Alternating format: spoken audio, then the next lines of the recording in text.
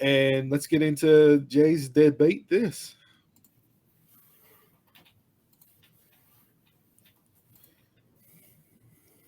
I mean,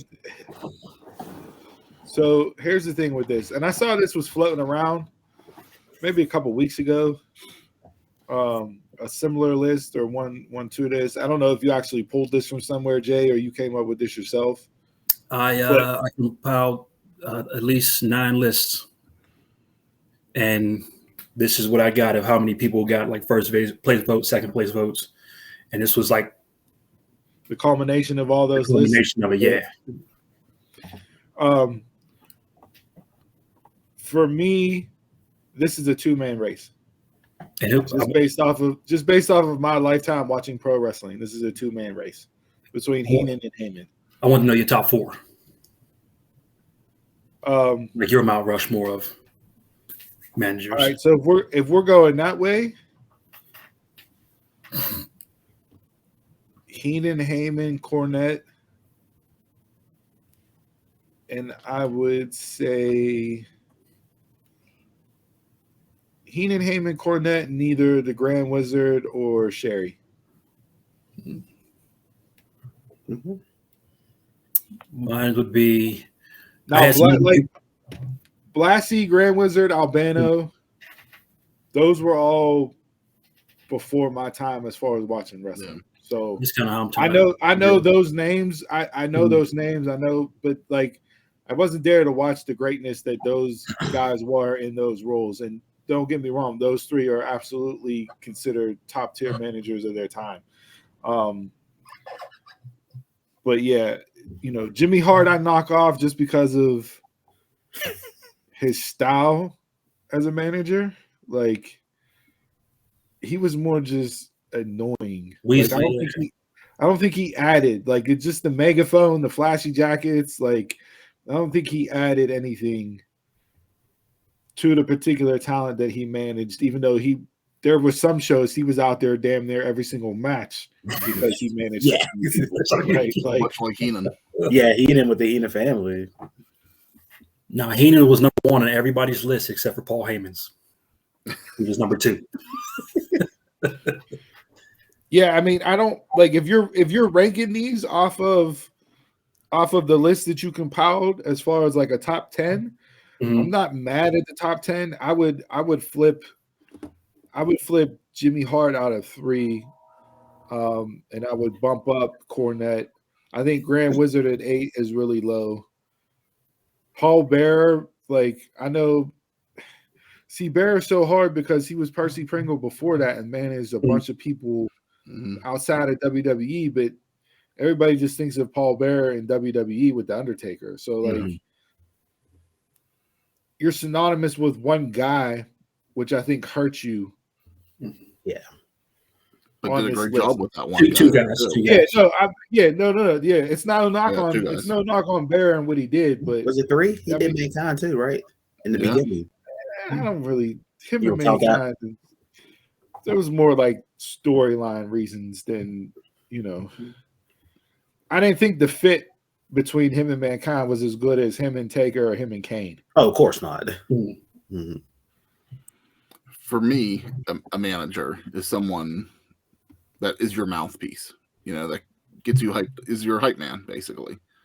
And so my top 4 on here would probably be Bobby Heenan, in this order: Bobby Heenan, Paul Heyman, Sensational Sherri, and Paul Bearer.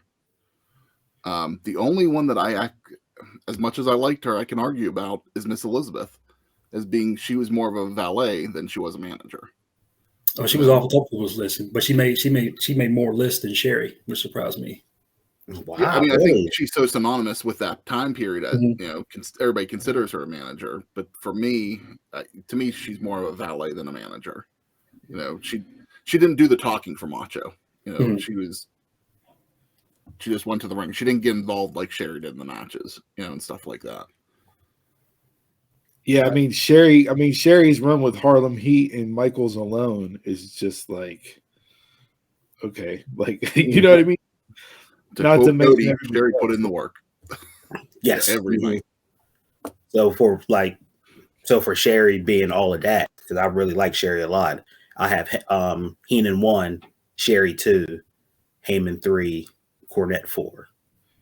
Because Sherri really put in that work, especially in the ECW when she was with Shane Douglas. Yes. That one match we all watched together when she was in and out the ring constantly. Got hit by Paul Heyman's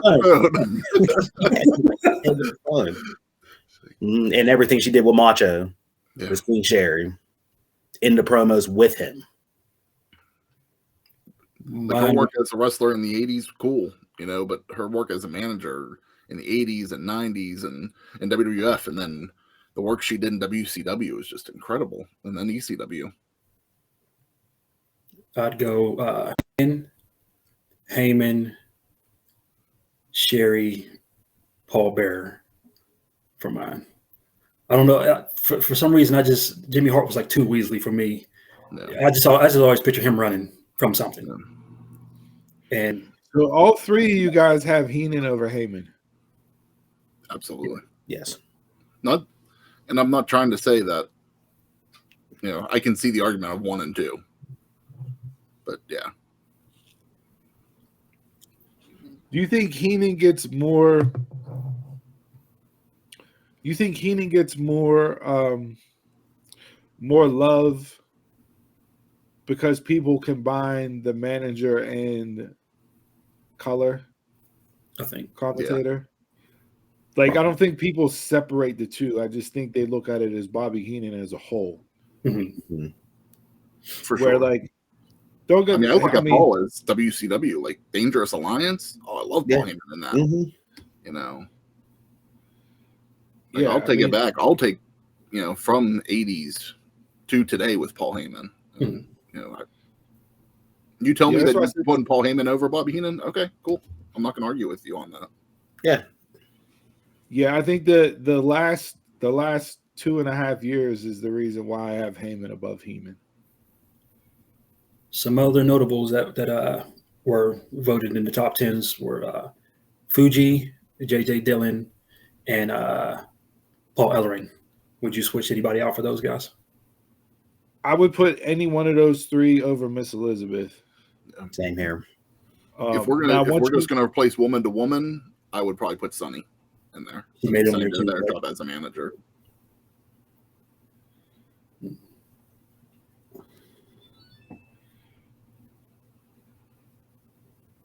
Yeah, I don't. Yeah, but Heyman's run this last 2.5 years for me is the reason why he gets the nod above Heenan. That's why he made when you factor in the entire resume and just look at everything he did with Brock from 2002 on. Well, not just Brock. It's Brock. It's Punk. It's Claudio for Cesaro for a while. It's everything with Roman. Then you factor in the ECW stuff, even though he wasn't a manager. But his commentary run in WWE, him and JR were an incredible team. Yeah, it's just head and shoulders above the rest are Heenan and Heyman, and you can debate that till the cows go home. Yeah, agree.